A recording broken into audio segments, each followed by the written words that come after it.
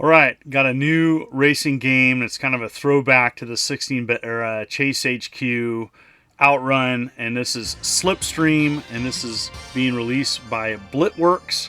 And this is going to be available on PlayStation 4, PlayStation 5, Xbox One, as well as Switch. And I want to share with you this cool new racing game. It is on Steam, and it was well received, so you may want to play it there as well. And so 20 different tracks, 5 different cars. You can add different filter options. Yeah, I got the CRT filters and all that. I'm just going to share with you some basic gameplay. There's lots of drifting in this game, and once you master that, you're going to be better at this game. It has split screen, 4-player split screen, and so tons of great multiplayer local options. And so really think that's neat. And so 6 different main modes that you can play. So for $10, this is a great deal. And I'm just going to show you a couple different modes and the single player experience. And I really like racing games like this. Maybe you're just more of an old school fan. Maybe you grew up with Outrun being such a timeless classic. And so you have a choice of different cars with different abilities and different strengths. You have manual or automatic drifting. I'm going to choose automatic drifting, but if you're a fan of these games and you want a little bit of challenge, you can choose different speeds or difficulty as you play this game. So there's lots of different adjustments depending on how well versed you are on these classic racing games. I just want to have some fun.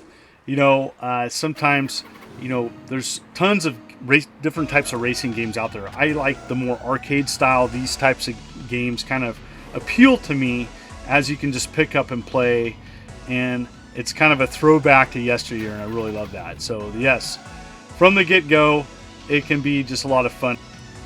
This was built from the ground up on a custom graphics engine, I do believe, and it really just has a nice look to it. It definitely is a throwback to that 16-bit or 32-bit era.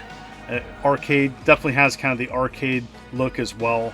I've played many games of yesteryear that look like this, and when done right, these classic racers can be a lot of fun. And so I am a fan of just simple arcade racing games. I've covered a few on my channel, and it's one of the categories that I've kind of gravitated to. Puzzle games being another one, and just arcade games in general. So this is definitely, I'm in the right mood to play games such as this. I love that you can choose which path to go to, and it's kind of a seamless transition. So if you're playing the main mode, it just goes right into a next level. I really like that. It kind of keeps you captivated into the game, and I enjoyed that feature of it very much so. So it clearly identifies who your rival is, and your goal is to get past your rival, and that determines how far you progress in this type of racing game. It's got some really nice music too. It's got a chill vibe for it.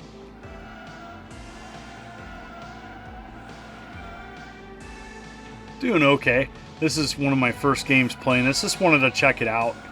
$10 too. That's very affordable, and it's on major consoles and PCs. So whatever console or platform you're playing on, I could see a lot of Switch people getting into this. I really like the different terrains and environments with the 9 different music tracks. This is a fun one. This is a fun kind of throwback to a simple arcade racer. The drifting is pretty easy to pick up and get into, and yeah, I really enjoy this one. Definitely got to play it more to get better, but I like the different options you have. You can, if you just want to play this game, you got that. If you want to make it more challenging, there are settings to make it more challenging. All right, Neon City, here we go. Oh, that's cool looking. Yep. Got to stage 5. Don't know how much farther. If you keep losing to your rivals, eventually the game will end. And so you really have to conquer and beat rivals on each stage to progress to the later stages.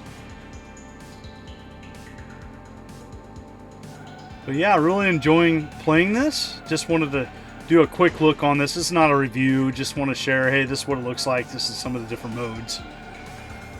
Definitely want to hear from people, hey, is this something you're going to check out? Have you played Outrun or Chase HQ? What did you play them on? You know, those games were released on several different platforms, computer and console, as well as handheld.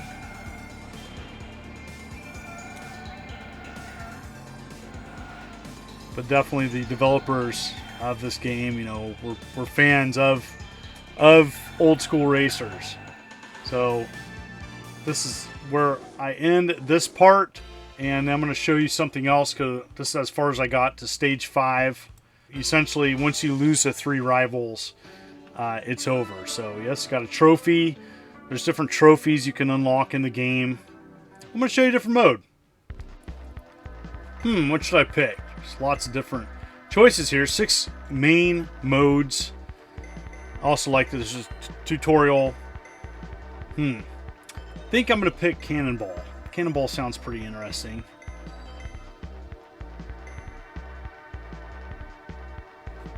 So I almost picked Battle Royale. Alright, let's go ahead and pick Cannonball. There we go.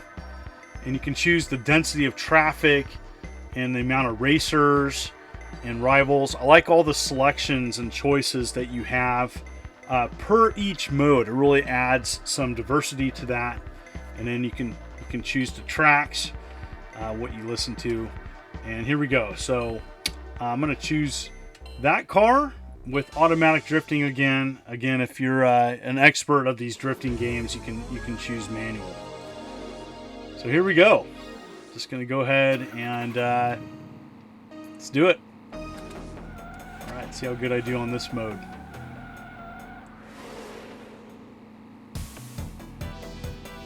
Goal is definitely to drift as much as possible and get into that zone, and then where you really can increase your speed. And if you don't touch anything, you do perfect drifting, that's when you can increase your speed and really get into a perfect, I call it racing zone, but anyways, the Slipstream or whatever, I think that's what the name of the game is all about, is just having that perfect turn and sliding and drifting and maneuvering to where you're not bumping into anything and avoiding all the obstacles. That's going to be your perfection in this game. Once you master that, you can get some crazy awesome times, as well as getting first on each stage. All right, I'm going to do this as a single race option here, and I want to show Ice Cap. Pretty fun stage. I'm going to go ahead and choose a different car. And here we go. And yeah, I really enjoy the different scenery in this game. It's got kind of your traditional backgrounds of some classic racing modes on top of everything else, and I really enjoy that. And yeah, for 10 bucks, can't go wrong. Let's see if I can get first here. Kind of your traditional snow mountain stage, with your trees on each side. Nice. But the drifting, this is a kind of a fun pick up and play. I didn't play this game too much, and I already felt like, okay, I can get into this, and I'm already feel like I'm getting better at it. But it's easy to play and difficult to master, like many games. But I think this is a lot of fun.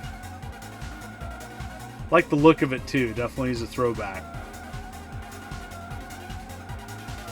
Let's see if I can get here. Can I get first? Let's see here. See if I can catch up. Yeah, take that. It's one thing to get first and another thing to keep it. But yeah, I like the length of the tracks. It's just right. It's kind of like Goldilocks. It's not too long. It's not too short. Just right. Just long enough to play on a break, or check out on a lunch break, or even if you just don't have a lot of time, something to play at home. So, yep, this is Slipstream. This is going to be available very soon, April 7th, 10 bucks. And if you like what you see, make sure to hit that like and subscribe button and click the bell as I'm uploading content every week. You folks are wonderful and beautiful. This is the Immortal John Hancock, and you have a good day.